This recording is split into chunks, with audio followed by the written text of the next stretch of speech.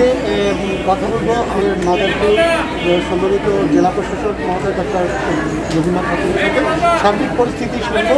সে যে বিভিন্ন কেন্দ্র ভিজিট করেছে সেটা আমরা তার কাছ থেকে শুনবো। তো কেমন লাগছে, এবং আজকে তো মাদারপুরে প্রথম EVM সিস্টেমের ভোট গ্রহণ করছে, তো সেই ক্ষেত্রে যেই সার্বিক পরিস্থিতি আপনি তো ঘুরে দেখেছেন, কেমন মনে হচ্ছে আপনার কাছে, কি বলবেন আজকের নির্বাচনে? জি, আপনাকে অসংখ্য ধন্যবাদ জানাচ্ছি।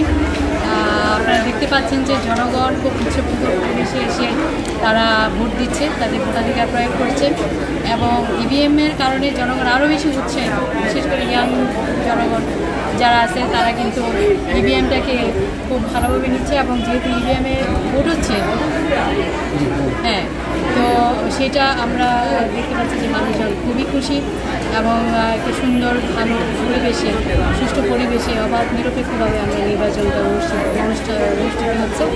এবং আমরা এখানে প্রশাসন খুবই তৎপর, এবং এখানে আইনশৃঙ্খলা বাহিনী, রিটার্নিং অফিসার, প্রিজাইডিং অফিসার, সহকারী প্রিজাইডিং অফিসার, অর্থাৎ নির্বাচনের সাথে যারা জড়িত প্রত্যেকেই তাদের তাদের দায়িত্ব পালন করছে।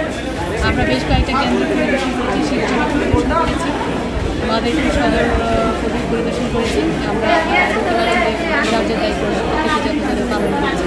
জি, ইতিমধ্যে আমরা শুনতে পেরেছি যে শিবচরের নির্বাচনী পরিস্থিতির কথা, তো সেই বিষয়ে যদি একটু বলতেন।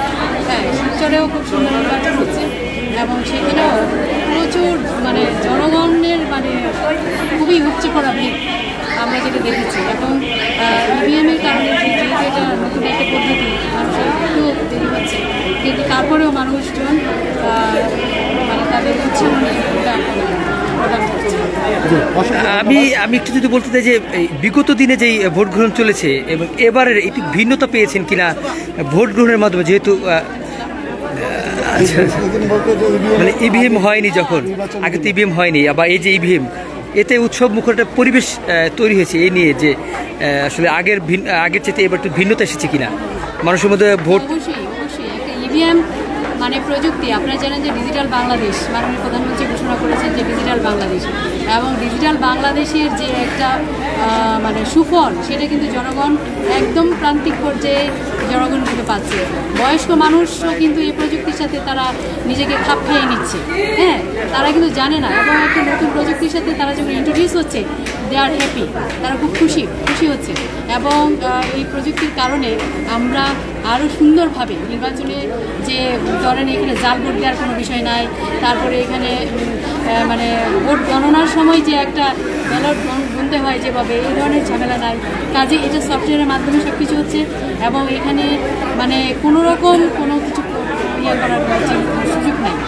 হ্যাঁ, কোনো সুযোগ নাই এখানে যে কেউ কোনো সুযোগ নেবে, এই ধরনের কোনো সুযোগ নেই, ম্যানিপুলেশন করবে বা কিছু, এই ধরনের কোনো রকম কোনো সুযোগ নেই।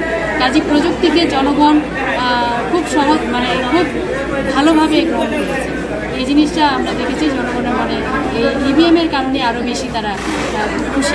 দেখেছি বয়স্করা একটু জটিলতায় পড়েছে ভোট দিতে এসে, তারা বিভিন্ন একটু সমস্যায় পড়েছে। তো এই সঠিক সময়, নির্দিষ্ট সময়ের মধ্যে ভোট গ্রহণ হবে কিনা এটা? হ্যাঁ, যেহেতু আমাদের প্রচুর জনগণের ভিড় পাওয়া যাচ্ছে, এটা 4টার মধ্যে যদি শেষ না হয়, কিন্তু ক্যাম্পাসের মধ্যে আমাদের যে 400 গজের মধ্যে ভোট কেন্দ্রের ভেতরে যত লোকজন থাকবে প্রত্যেকের ভোট গ্রহণ করা হবে, কোনো অসুবিধা নেই। ধন্যবাদ, অসংখ্য ধন্যবাদ। দর্শক, আপনারা শুনলেন যে মাদারপুরের জেলা প্রশাসক আমাদের সাথে কথা বললেন। আমরা বলবো যে মাদারপুরের পৌরসভার নির্বাচন EVM যে পদ্ধতিতে হচ্ছে, সেটা কিন্তু যথার্থ ইউটিলাইজ হচ্ছে, এবং আমরা মনে করি যে বলবো যে মাদারপুরের যারা ভোটার রয়েছে, সাধারণ ভোটাররা কিন্তু উৎসবমুখর এবং আনন্দমুখরিত হয়ে কিন্তু ভোট প্রদান করছে। এবং আপনারা দেখছেন যে পরিবেশটা কিন্তু খুবই ছিমছাম, এবং পরিবেশটা অবশ্যই আনন্দমুখর হয়ে উঠেছে বলে আমরা মনে করি। সবাইকে অসংখ্য ধন্যবাদ।